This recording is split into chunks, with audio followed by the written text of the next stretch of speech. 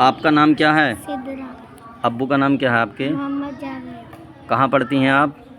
Jamia Islamia Medina. कहाँ पर है ये? मीरापुर का मंदिरा तहसील स्वार जिला राम। अच्छा ठीक है। क्या पढ़ती हैं आप? उर्दू हिंदी इंग्लिश। कौन सी क्लास में? 4th। 4th क्लास में? चौथी क्लास में आप? इतनी छोटी नन्ही मुन्नी बच्ची। अरे माशाल्लाह। पढ़ना आता आपसे हिंदी? लाओ किताब खोलो। अच्छा फिर लाओ, आपकी किताब में हम टेस्ट करके देखें, कुछ पूछ लें आपसे? पढ़ सकती हैं? कहीं से भी पूछ लें?